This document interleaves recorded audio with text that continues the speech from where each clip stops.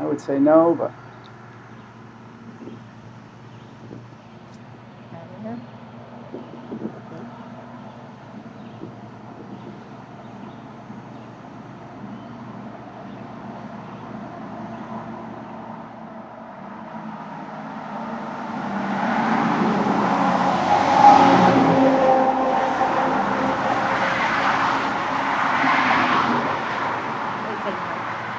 no. What does the shirt say? I don't know, but here, hold this.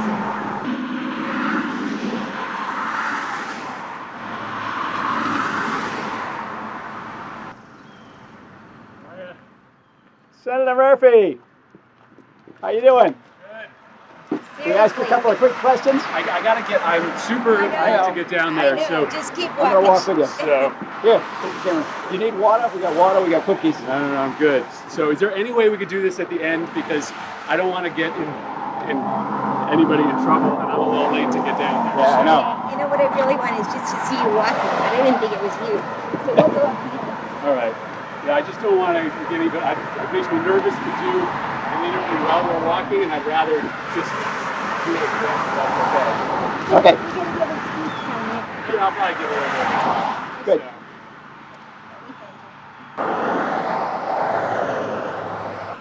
Just got passed by Chris Murphy, senator from the state of Connecticut, heading to Esker Point at the very end of his walk across Connecticut, which he's done, I think, 4 times now.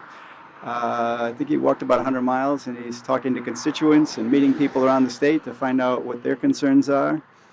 And hopefully we'll get to talk to him a little bit later.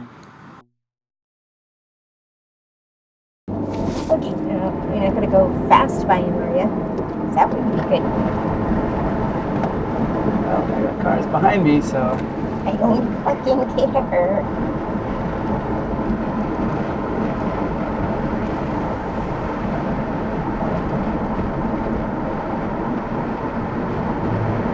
There he is.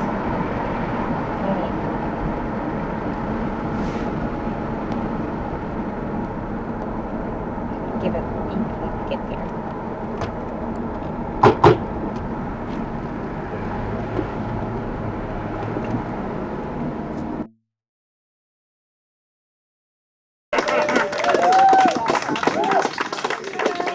Comes our senator here at Esker Point, getting a warm welcome from the crowd.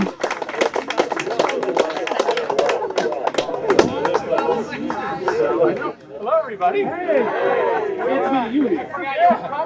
Are you using this or using that mic? I know, it was, I got a little waylaid in both New London and Groton, and then some people who were leaving here stopped me on the way back, so on the way down. But anyway, thank you, everybody. Well, they had some people for you. Kind of lonesome, you know. There are some, yeah, there are some stretches that are very, very, very, very lonely. So, well, maybe I'll just say a couple things, and then I'll hang out, and we can have. Oh yes. Thank you very much. I know I ran out on my Camelback here. So and then I'll stick around and we can chat. But I'm really excited to finish my now 4th annual walk across the state. And, thank you to everybody who helped out, and to all of the folks in my office who make this a little bit easier, helping to plot the route and help keep me on track, and work with some of the folks that we stopped to see along the way. There's a lot of friends in the audience here, so a special thanks to all of the state reps and state senators who are here, to Kevin Ryan, to Chris Conley, to Mayor Hedrick, to Patrice for being here from Groton, and Mike Ergo from North Stonington. I haven't seen everybody yet, but really glad to have you all here. And then just to say this, this is like, I got a couple of sort of takeaways that I've been thinking through, especially today as I wind down. First of all, it's such a beautiful state, and I've lived here my entire life, and I feel like I fall in love with it all over again when I walk it, because you just see it from a totally different perspective. I started up in New Milford, and so I spent the first couple days in the hills of Litchfield County, and then to end with views like this is just extraordinary. The people are so amazing. The number of people who find me along the way to offer me water, to invite me into their house is just it's restorative, and especially in a business in which you see the roughest edges of people, and then the people and the stories you meet along the way are inspiring. I had breakfast the second or third day with a young man who is about 19 years old, sophomore in college, cancer survivor, spent 2 years of his adolescence in hospitals having reconstructive surgery on his face after he was diagnosed with cancer at 12, and is now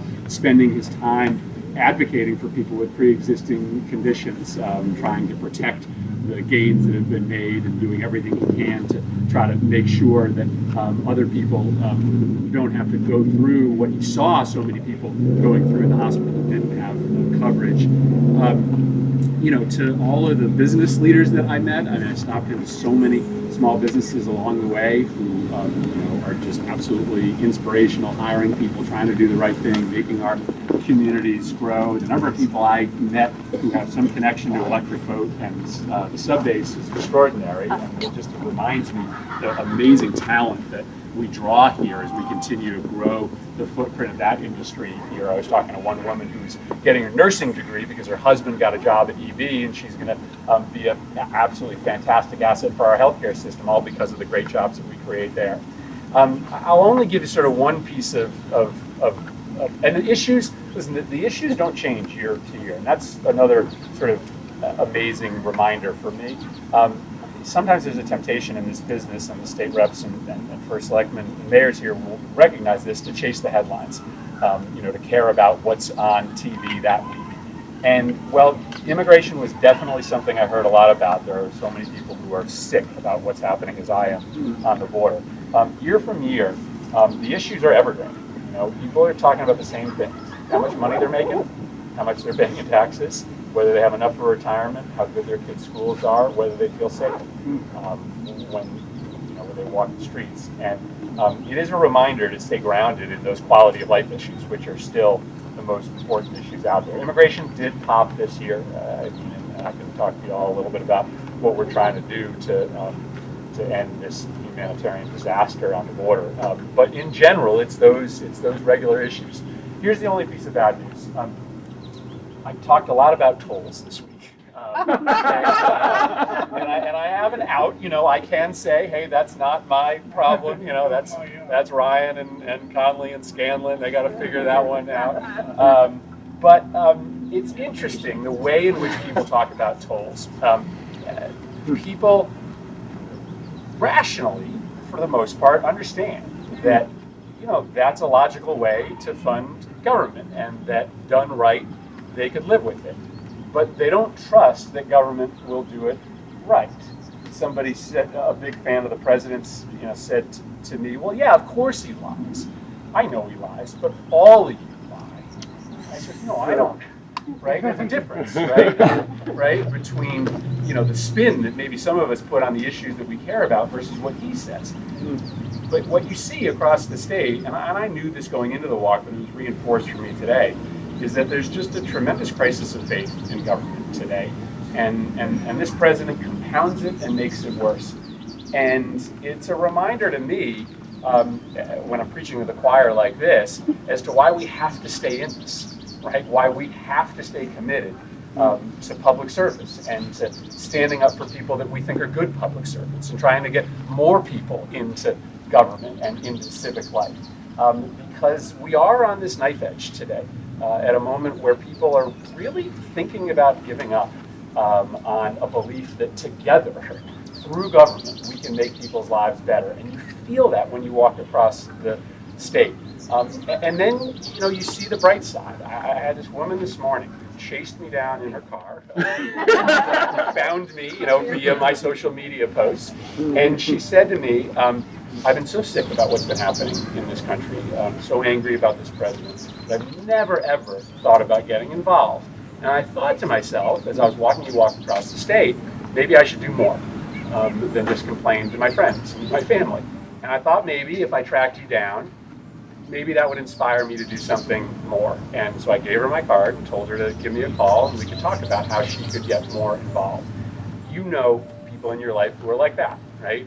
Who know something doesn't smell right, who believe that we can still do great things together. And you know, it's just another reminder as I walk across the state that as much of a knife as we are on, there are still so many people that we can get involved, that we can have to do a little bit more to, you know, make sure that we do build upon our great strengths in the state and this country. So anyway, I'm exhausted. Walking across the state is a great idea in theory, but I did about 70 miles today, which was sort of a low number. I generally have been doing about 20 to 25 miles a day, starting at about 6 or 7. 17.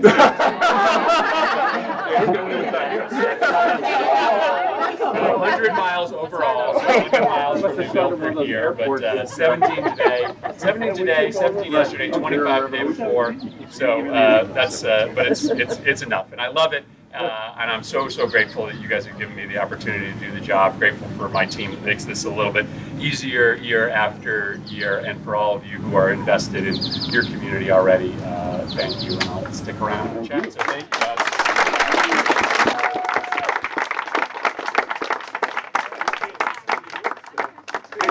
guys. Yeah. I know. I must have said my 25 miles.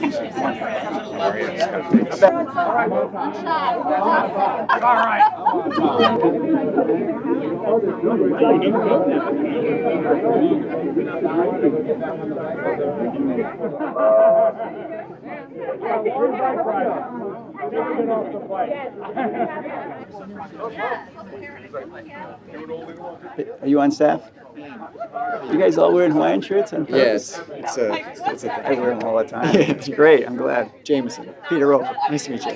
Terri Roper. Awesome. Yeah, it's a little end of walk tradition. Oh, good. Wear the shirts. Yeah, I love a Hawaiian shirt or a camp shirt, whatever. It's great. It's my uniform. You know, you've been working hard, and you're probably just ready to go crash somewhere. I'm glad to do it. But we want to give public access a little bit of your time. And I have to say, first thing, thank you very much for your acknowledgement of public access. SCCTV had their 5th anniversary, Yes. and your commendation was read by me. Good. So they much appreciated that. Well, I just want to say thank you for doing what you guys do. You know, I'm so sick that the political coverage nationally has become so unbelievably partisan, and you guys are help to fix that. Yeah, we try to keep a few facts involved Right. when we can. Right. What's the good news coming out of Washington? I know you've been in Connecticut, but what's good news in Washington? Yeah, well, there's not a lot of good news these days coming out of Washington. President Trump makes it very, very hard to get anything done. You know, I'm proud that we came together a couple weeks ago to pass an emergency funding bill for the border. What's happening down there is abominable, how those people are being treated, how those parents and kids are being treated. We finally came together and passed a bill that will get more medical staff, more beds, more legal help, more judges down to the border, raises the standards of care.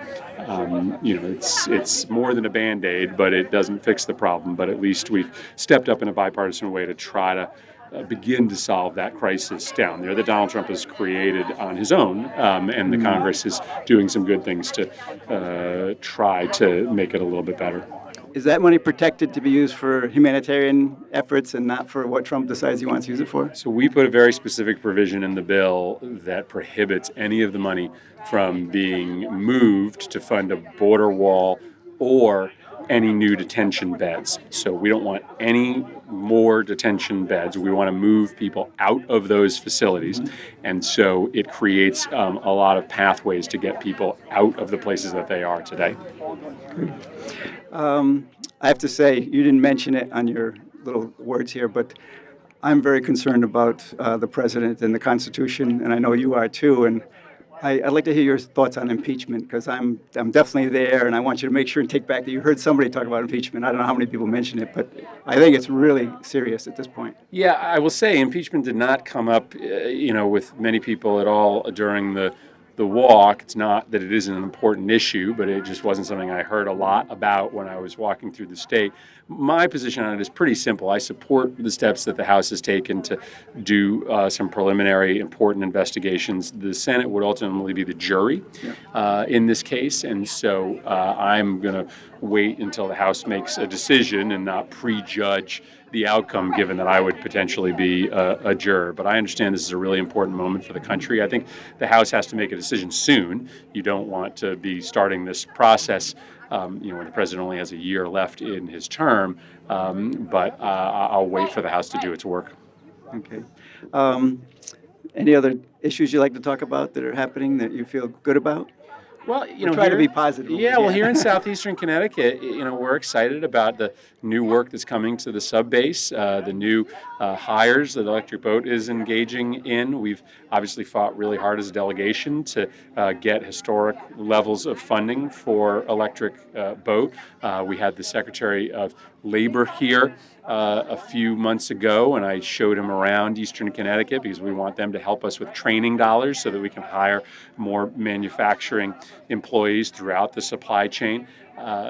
There are some, I think, really good things happening here in southeastern Connecticut. We're about to break ground on the new Coast Guard Museum in New London, which has the potential to bring millions of visitors to the region. Economic development here in this part of the state is something that I think a lot about, and there's some good news. Great. So what was your best experience on the walk? I just It love. was a lot of work, but It's you a must have lot had of some work. fun too. Listen, first of all, I just love seeing the state, from a pedestrian perspective. I grew up here, I've seen every corner of it. Walking but and biking is a whole different it's a experience. whole different from experience than driving, and you can miss everything. exactly. I spend all my time driving around the state, so you definitely see it in a different way. And then the people I meet, they just restore my faith in humanity when you meet Good. so many great people along the way. There is hope for us, you think? I think there's nothing but hope. And can we make the Senate blue this time? It's I gonna. know you're doing some fundraising for some particular candidates, and I appreciate that. I am. I try to stay active politically because I just I don't think that we can make any progress as a country if Mitch McConnell is blocking every piece of legislation that comes from the House of Representatives. And so I've got a few candidates that I'm particularly interested in. My friend Mark Kelly, Gabby Gifford's husband, is running in Arizona, and I'll Seems help like he him has out. a chance. He has a real chance, and there are a handful of others that I'll help. But I'm not on the ballot in 2018, so I'll try to help out some others that are running. And I have to ask, why did you decide not to run for president? I was hoping you would. Yeah, we got enough good people running for president. We have a good group. Yeah, if I felt that I couldn't make a difference in the Senate, maybe I would have considered it. But I really feel like this is a job that I love. I love this state, and I think for the issues that I care about, creating jobs, trying to fix our broken gun laws, trying to make America safer in the world, I can do the work that I care about in the Senate. Well, again, thank you Thank for you. serving us well. We like seeing you on television, being very articulate and passionate about issues. I think it's important to get the word out there. I don't think the Democrats do enough marketing, and I think you're doing a great job at that. So keep up the good work. Thanks for having me. Thank you.